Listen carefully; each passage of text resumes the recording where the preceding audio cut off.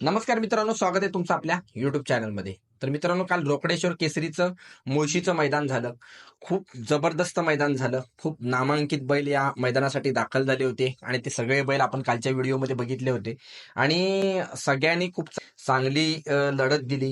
शेवटपर्यंत चांगल्या लढती झाल्या, मग त्या गटामध्ये असतील, सेमीमध्ये असतील किंवा फायनलमध्ये असतील.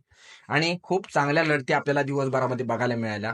फायनलमध्ये सगळ्या टॉपच्या गाड्या होत्या. सेमीफायनल देखील खूप चांगल्या बघायला मिळाल्या आणि या फायनलमध्ये आपल्या लखन आणि महबूब 8001 या दोघांनी एक नंबर केलेला आहे. तर आपण सेमीफायनल पासूनच बघितलं की सेमीफायनल पासूनच खूप चांगल्या लढती आपल्याला बघायला मिळत होत्या. त्याच्यामध्ये सेमीफायनल 1 मध्ये बकासूर आणि वादळने एक नंबर केला आणि ते फायनलसाठी पात्र झाले. त्याच्यानंतर सेमी 2 मध्ये मोने आणि माऊलीने एक नंबर केला.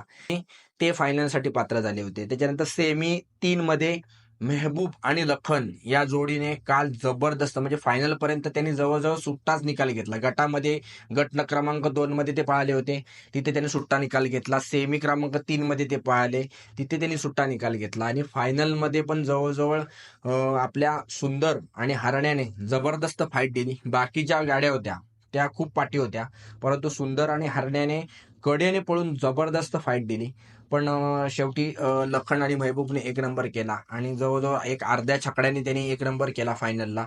म्हणजे तो पण त्यांनी सुट्टा निकाल जवळजवळ घेतला. त्याच्यानंतर सेमी क्रमांक 4 मध्ये 2 गाड्यांना सामना देण्यात आला होता. त्याच्यामध्ये एक सोन्याची गाडी होती आणि एक राणाची जी गाडी पाहिली ती एक गाडी होती. त्याच्यानंतर सेमी 5 मध्ये हरण्या आणि सुंदर यांनी एक नंबर केला आणि ते फायनलसाठी झाले. हे आपले महान भारत केसरीचा जोड पुन्हा एकदा आपल्याला कालच्या मैदानामध्ये बघायला मिळाला आणि त्यांनी गट, सेमी आणि फायनलमध्ये देखील लखन आणि महबूबच्या जोडीला त्यांनी जबरदस्त फाईट दिली.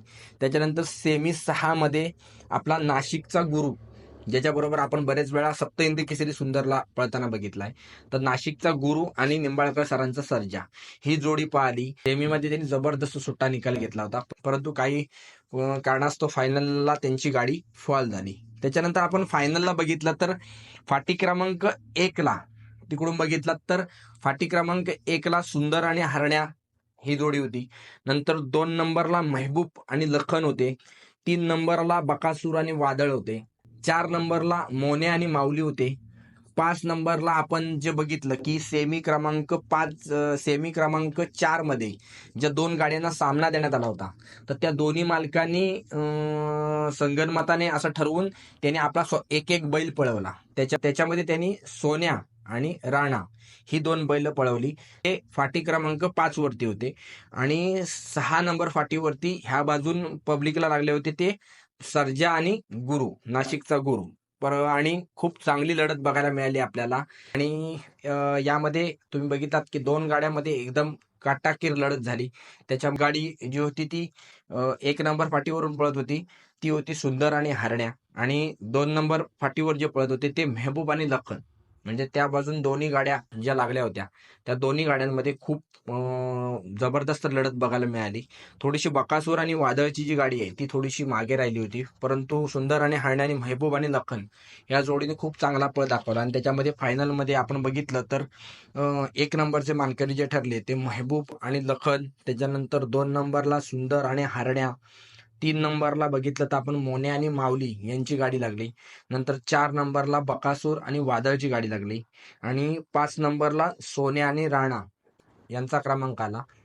आणि 6 नंबरला बघितला तर सर्जा आणि गुरु हे 6 नंबर राहिले, कारण का त्यांची गाडी सुटल्याच्या नंतर पहिल्याच ह्याच्यामध्ये लॉबी झाली होती, त्याच्यामुळे फॉल झाल्याच्यामुळे त्यांचा 6 नंबर आला सर्जा आणि गुरुचा. तर अशा प्रकारचं खूप चांगलं असं मैदान काल रोकडेश्वर केसरी आपलं मुळशीचं पार पडलं, ज्याच्यामध्ये सगळ्याच ह्यांनी खूप चांगला पळ दाखवला. पण काल लखन आणि मेहबूबने काल गटापासून सेमीपासून तर फायनल पर्यंत खूप चांगला पळ दाखवला आणि कालच्या संपूर्ण मैदानामध्ये त्यांनी आपलं वर्चस्व राखलेलं आहे. मागच्या आठवड्यामध्ये लखन हा बैल एका विशिष्ट कारणासाठी खूप चर्चेमध्ये होता आणि तो चर्चा होती नाशिक रिंगीची, कारण का नाशिक रिंगीवर लखन हा बैल कायम पळत असतो आणि त्याच्यामुळे मागील काही मैदानांमध्ये नाशिक छकडी म्हणजे नाशिक रिंगी जी आहे त्याच्यावर बंदी घालण्यात आली होती. त्याच्यामुळे सगळ्यांचं लक्ष लागलं होतं की आता नाशिक रिंगीवरून सातारा छकड्यामध्ये लखनचा पळ कसा काय असेल. आणि त्याच्यानंतर जर बघितलं तर 2-3 मैदानामध्ये लखनचा स्पीड थोडासा कमी झालेला दिसला.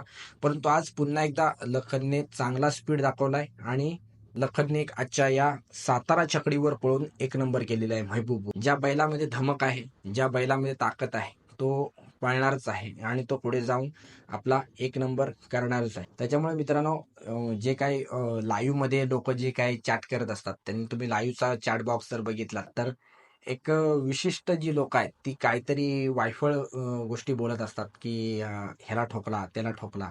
तर मित्रांनो, ह्या गोष्टी न करता आपण कुठेतरी एक चांगला बेस तयार करून हे क्षेत्र कसं काय पुढे जाईल त्यासाठी आपण प्रयत्न केला पाहिजे. बाकी या कालच्या संपूर्ण स्पर्धेच्या पळाविषयी, लखनच्या पळाविषयी, बकासूरच्या पळाविषयी किंवा सुंदर आणि हरण्याच्या पळाविषयी, या संपूर्ण स्पर्धेविषयी तुम्हाला काय वाटतं हे कमेंट करून नक्की कळवा.